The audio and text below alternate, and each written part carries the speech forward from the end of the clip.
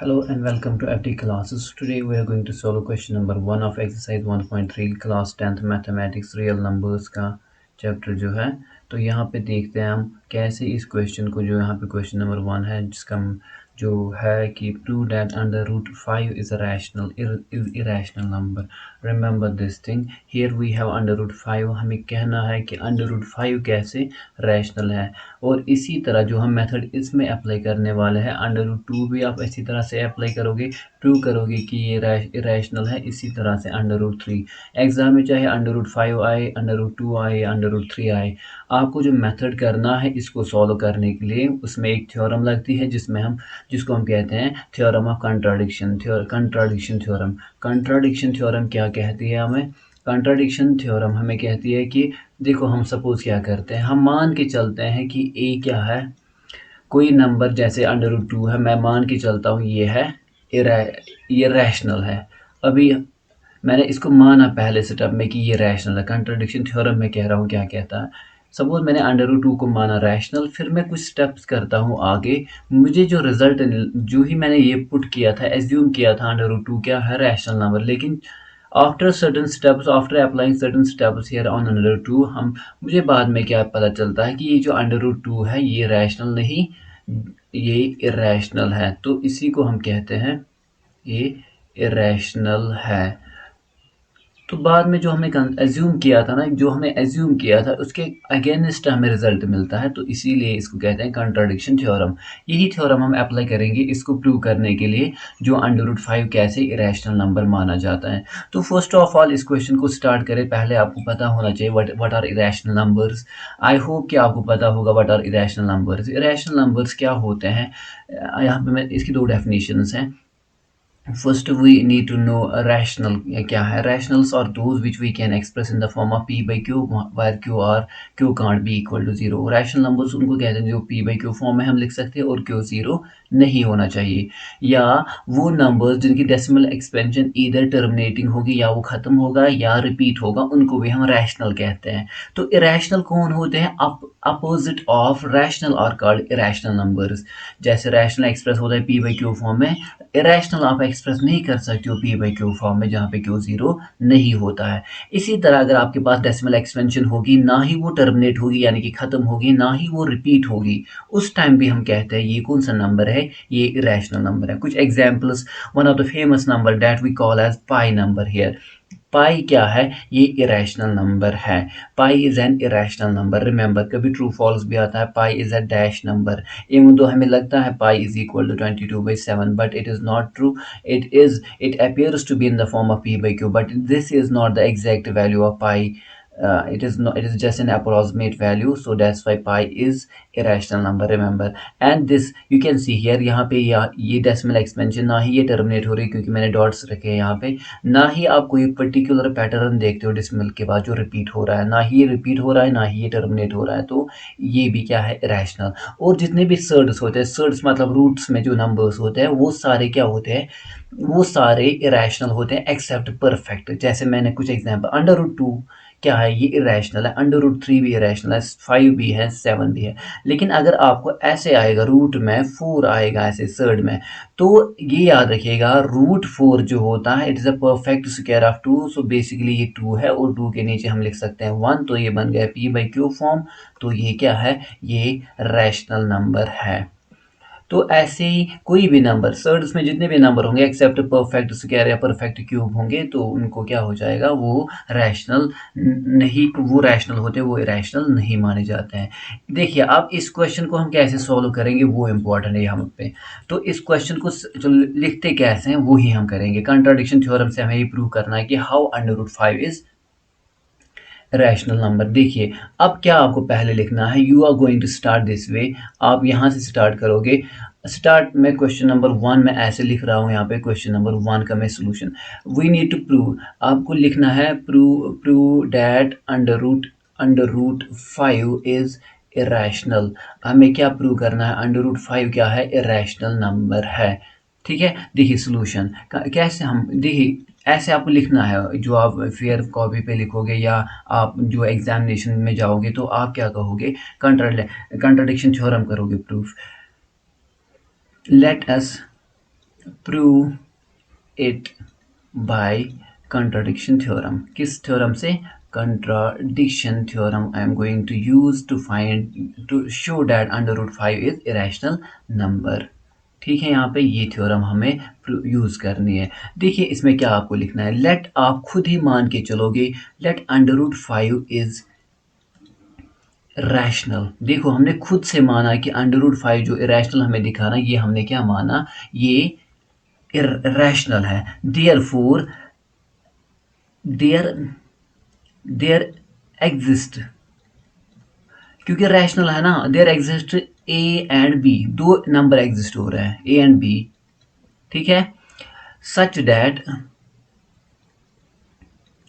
दो नंबर ऐसे हैं such that A and B are integers, ये दोनों क्या होंगे, इंटीजर्स है, एंड को प्राइमस, और आपस में क्या है ये, को प्राइम नंबर्स उनका, that is coprime numbers, that is HCF highest common factor, जो इन दो नंबर्स का होगा HCF of A and B is equal to 1, that is they have no common factor, उनका कोई फैक्टर कॉमन नहीं होगा, नो कॉमन फैक्टर। कोई ए बी ऐसे को प्राइम नंबर है, मैं अंडर रूट 5 को कह रहा हूँ ये रैशनल है, मैं इसको एक्सप्रेस करता हूँ ए बाई बी फॉर्म में, क्योंकि हर एक रैशनल नंबर किस में हम एक्सप्रेस कर सकते हैं, ए बाई बी फॉर्म में। लेकिन ए बी जैसे मैंने यहाँ देयरफॉर मैं कहूँगा ना अंडर रूट 5, मैंने कहा रैशनल, ये किस फॉर्म में, therefore it is in the form of A by B, but B is not equal to 0। और साथ में आपको ये भी याद होना चाहिए, बी क्या है यहाँ पे, बी यहाँ ए और बी क्या है आपस में, ये को प्राइम नंबर्स है, यहाँ पे याद रखिएगा।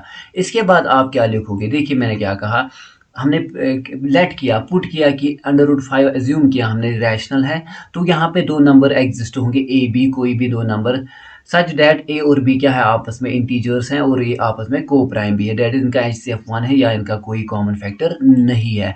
इसके बाद क्योंकि मैंने अंडर रूट 5 को कहा, कि अंडर रूट 5 को रैशनल कहा, तो ये हम एक्सप्रेस कर सकते हैं पी बाई क्यू फॉर्म में या ए बाई बी फॉर्म में, जो मैंने यहाँ पे लिखा।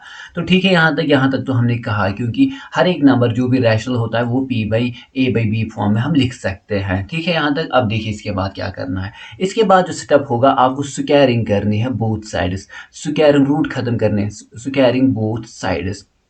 देखिए अंडर रूट 5 इसका भी हो जाएगा स्क्वायर, अंडर रूट 5 का हो जाएगा स्क्वायर इक्वल टू, यहाँ पे ए का हो जाएगा स्क्वायर और बी का हो जाएगा स्क्वायर, तो स्क्वायर और रूट कैंसिल हुआ, 5 equal to A square by B square. ठीक है यहाँ तक। अब देखिए यहाँ पे आपको स्टेप याद रखना है, और क्योंकि यहाँ पे जनरल नंबर्स की बात हो रही है, तो यहाँ पे इम्पॉर्टेंट ये है कि आप कैसे इसको समझोगे।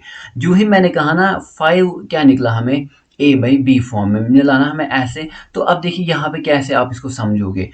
आप क्या करोगे, 5 को नीचे लाओगे, किसी नंबर के नीचे लाओगे, सपोज आप कैसे, ये 5 नीचे आएगा, ये खाली यहाँ पे अगर डिवाइड, यहाँ पे इंटू ये डिवाइड चला जाएगा, मैं इसको ऐसे भी लिख सकता हूँ, B square equal to A square by 5, है ना।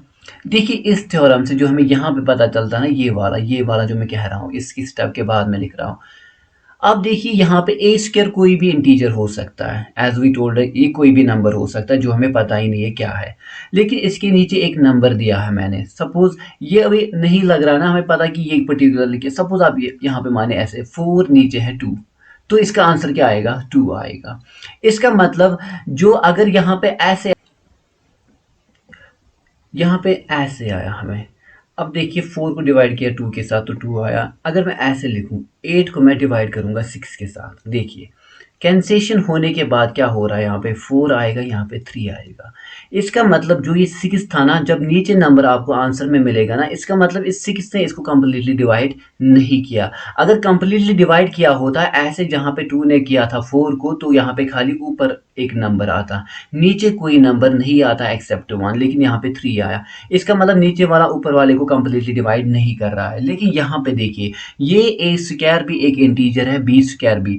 आप इसको देखिए, ये ऐसे टाइप का क्वेश्चन है ना, ऐसे देखिए क्या हो रहा है, ऊपर एक नंबर है जो कि मैंने सपोज मैं 4 मान के चलता हूँ, इसको डिवाइड है, कुछ 5 लिखा है, कुछ भी लिखा होगा, तो आंसर में जो आया ना वो खाली ऊपर वाला नंबर आया, खाली ऊपर, नीचे इसके कुछ नहीं है, बी स्क्वायर के नीचे कुछ नहीं है। इट मीन्स देयरफॉर जो ये 5 है ना, नीचे वाला number 5 is factor of a square, या we can say a square is divisible by 5।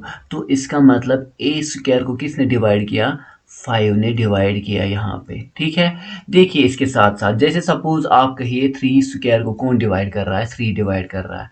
क्यों, अब देखिए, ठीक है, क्योंकि ये 3 स्क्वायर हो जाता 9, इसको डिवाइड करता 3, तो आंसर आया 3 यहाँ पे, तो इसने इसको डिवाइड किया। लेकिन याद रखिएगा, अगर कोई नंबर किसी नंबर का स्क्वायर, जैसे यहाँ पे 3 स्क्वायर था 9, इसको डिवाइड किया 3 ने, हुआ हमें निकला आंसर 3। अगर जिसका ये नंबर ऊपर था, अगर ये किसी का स्क्वायर था ना, जैसे ये किसका स्क्वायर था, 3 का स्क्वायर था, जिसका ये स्क्वायर था उसको भी डिवाइड करेगा 3। देखिए यहाँ पे 3 है तो इसको भी डिवाइड करेगा ना 3, तो आंसर आएगा 1। सिर्फ आप हमेशा याद रखिएगा, अगर ए स्क्वायर को बी डिवाइड कर रहा है तो खाली जो ए होगा उसको भी बी डिवाइड करेगा, ये याद रखिएगा। क्योंकि यहाँ पे ये स्टेप्स हमें याद रखने हैं, तभी हम इस क्वेश्चन को समझ सकेंगे। इन स्टेप्स को आप समझिएगा साइड में जो मैं एक्सप्लेन कर रहा हूँ यहाँ पे आपके लिए, तो आप प्लीज़ मेक श्योर कि आप इसको समझिएगा। जस्ट देखिए इसके बाद क्या करेंगे हम, इसके बाद इट मीन्स यहाँ पे मैंने जो यहाँ पे लिखा मैंने कि ए स्क्वायर को कौन डिवाइड कर रहा है, यहाँ पे सॉरी ए स्क्वायर को 5 डिवाइड कर रहा है। इसी तरह हम क्या कह सकते हैं कि यहाँ पे जो ए स्क्वायर है, ए स्क्वायर के बदले which implies A is divisible by 5।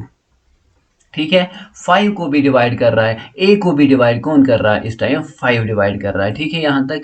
अब देखिए इसके बाद हम क्या करेंगे, इसके बाद अब क्योंकि अब कौन किससे डिवाइड हो रहा है, ए डिवाइड हो रहा है किससे, 5 से। लेकिन हमें पता ही नहीं है ये ए नंबर क्या है एक्चुअल में। अब याद रखिएगा, कोई भी नंबर जो 5 से डिवाइड होगा ना, वो इस फॉर्म में हो सकता है, वो इस फॉर्म में आएगा। देखिए किस फॉर्म में, 5k के फॉर्म में। जैसे ये a है ना, इसको मैं इस फॉर्म में लिख सकता हूँ। क्यों, देखिए क्यों, कि यहाँ पे कोई भी इंटीजर है, इंटीजर देखिए, अगर मैंने k का वैल्यू 1 पुट किया या 0 किया, 5 0 0 क्या आया, 5 0, तो इसको 5 डिवाइड करेगा, हाँ जी। 5 1 पुट कीजिए, 5 1 5, तो 5 डिवाइड करेगा, हाँ जी। 5 को 2 k को 2 पुट कीजिए, क्या आएगा, 10, तो हर जगह डिवाइड करेगा। इसी तरह डिफरेंट वैल्यूज लोगे ना आप, हर जगह ये किससे डिवाइड होगा, 5 से, क्योंकि इसके आगे मैंने 5 रखा इसीलिए। ये कुछ भी हो सकता है, लेकिन एक फैक्टर जो इसमें होगा ना, जिसका ये मल्टीप्लाई होगा, वो 5 जरूरी होगा, क्योंकि हमने यहाँ पे कहा a किससे डिवाइड हो रहा है, 5 से। देयरफॉर मैं लिख सकता हूँ ना, a जो है इसको मैं लिख सकता हूँ 5 times k, where k is a whole number और k बिलोंग्स टू इंटीजर्स, ये एक इंटीजर है। ठीक है, अब देखिए अब मैं क्या करूंगा, जो हमारे पास इक्वेशन ये वाली थी, मैं उसमें पुट करूंगा जहां से हमने ये लाया, यहाँ पे जहां पे मैंने कहा ये वाली इक्वेशन, इसको हम फर्स्ट नाम रखते हैं, ये वाली इक्वेशन, इसमें मैं पुट क्या करूंगा, a के बदले आप पुट कीजिए 5a square, sorry 5k square. आप क्या लिखेंगे, put put put a equal to 5k in equation first. Let us call this equation first here. a के बदले देखिए यहाँ पे क्या बनेगा, b स्क्वायर इस साइड से है, a के बदले आपको लिखना है अब 5k, लेकिन इसका है स्क्वायर अलग से, तो डिवाइड आ जाएगा नीचे 5। ठीक है इतना। अब देखिए क्या होगा, इसको अगर मैं सॉल्व करूंगा ना, 5 का स्क्वायर अलग से हो जाएगा, k का अलग स्क्वायर, और नीचे है अपना 5, तो एक 5 ऊपर और यहाँ पे एक कैंसिल हो जाएगा, तो निकला क्या, हमें मिला कि जो ये वाला नंबर था, देखिए हमें क्या मिला, वेट, हमें मिला जो यहाँ पे b स्क्वायर हमें मिला 5 टाइम्स k। अब यहाँ पे देखिए k का स्क्वायर है, अब यहाँ पे 5 को नीचे लाओ किसी तरह से, ये किसके नीचे आएगा, b स्क्वायर के नीचे आएगा, किसके इक्वल है अभी, k स्क्वायर के इक्वल। इसका मतलब अभी हमने कहा था कि अगर कोई 5 किसके नीचे है, b स्क्वायर के, और आंसर क्या आया, नीचे कुछ नहीं है यहाँ पे, तो 5 किसको डिवाइड करेगा, 5 या b square, therefore b square is divisible by 5, है ना यहाँ पे। इसी तरह b स्क्वायर है तो खाली b भी क्या है, इज डिविजिबल बाय 5। तो हमने क्या देखा यहाँ पे कि पहले a स्क्वायर को किसने डिवाइड किया, b ने, 5 ने, तो इसके बाद b को भी किसने किया डिवाइड, 5 ने, तो हम क्या कहेंगे यहाँ पे। अब देखिए, याद रखिएगा इस क्वेश्चन को, ये थोड़ा सा लेंथी है, थोड़ा सा ये ड्राई है इस क्वेश्चन, लेकिन ये इसको समझने की कोशिश करें क्योंकि यहाँ पे नंबर्स जो ए बी से है ये थोड़ा से अननोन्स बन जाते हैं हमारे लिए, लेकिन कंसेप्ट बहुत ही बढ़िया है, इसको समझिएगा आप। देखिए, अब देखिए मैंने क्या कहा, देयरफॉर फ्रॉम फ्रॉम अबव, हमने ऊपर देखा, A and B has 5 as a factor, has 5 a factor, है ना। एक फैक्टर क्या है इनका, 5 है।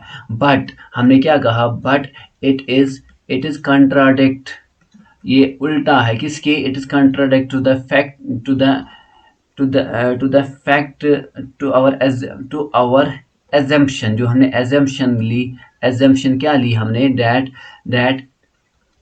ए and B are coprime. हमने क्या कहा, ये क्या है आपस में को प्राइम, को प्राइम नंबर उनको कहते हैं जिसका कोई कॉमन फैक्टर नहीं होता, लेकिन यहाँ पे कौन सा फैक्टर मिला हमें, कॉमन 5 मिला। तो हमने जो एज्यूम किया था ना, therefore by contradiction theorem, by contradiction theorem, हमने पहले कहा था ना कि √5 क्या है, रैशनल है, लेकिन ये क्या था, फिर हमने उल्टा किया, हमने पहले माना कि ए बी क्या है, को प्राइम, लेकिन हमें 5 क्या मिला, कॉमन फैक्टर।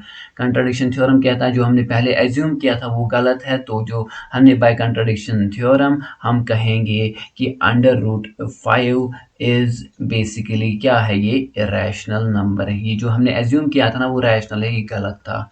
इसी तरह आपको ये करना है, ठीक है। ये था क्वेश्चन, ये इंपॉर्टेंट है, ये बोर्ड एग्जाम्स में आता ही आता है, so it is very important, इसलिए मैंने इसको अच्छे से पढ़ाया, मतलब थोड़ा सा लेंथी बनाया इस वीडियो को।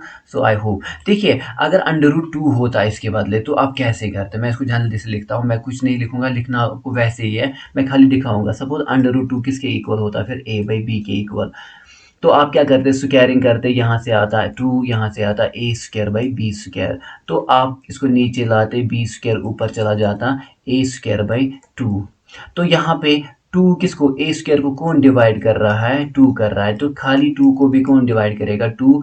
तो देयरफॉर a किसके फॉर्म में मैं लिख सकता हूँ, 2 टाइम्स k, वहाँ पे 5 टाइम्स k था। अब इसमें पुट कीजिए, देखिए इसमें b², ए के बदले आपको 2k का स्क्वायर पुट करना है, और नीचे 2 है, एक 2 कैंसिल हो जाएगा, ये रहेगा 2k²। इस 2 को नीचे लाइए, ये 2 है k²। अब यहाँ पे किसको कर रहा है, b² को कौन डिवाइड कर रहा है, 2 डिवाइड कर रहा है, b खाली को कौन डिवाइड कर रहा है, 2। तो यहाँ पे देखिए a को भी 2 कर रहा है डिवाइड, b को भी 2 कर रहा है, लेकिन हमने क्या कहा था, ये दोनों क्या है, को प्राइम। फिर से हमने जो माना था ना, ये रैशनल है, ये फिर से गलत हो गया, हमने फिर से क्या मानना है इसको, ये इरेशनल नंबर है, ठीक है। इसी तरह यहाँ पे अगर होता √3, कि यहाँ पे क्या होता है, ये फिर यहाँ पे ये √3 था, तो ये किसके फॉर्म में होता, 3, यहाँ पे नीचे 3 आता है, इस ईयर को डिवाइड करता 3, यहाँ पे भी किसको करता 3, तो इसका मतलब a किसका, 3 किसका फैक्टर है, a का, तो ये किसके इक्वल आता, 3k के टाइम्स।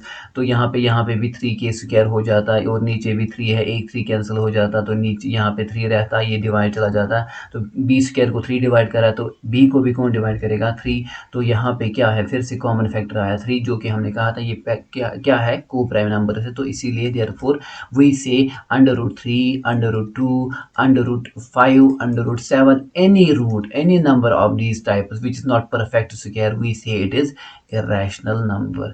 तो इसी तरह आपको ये प्रूव करना था। Thanks for watching.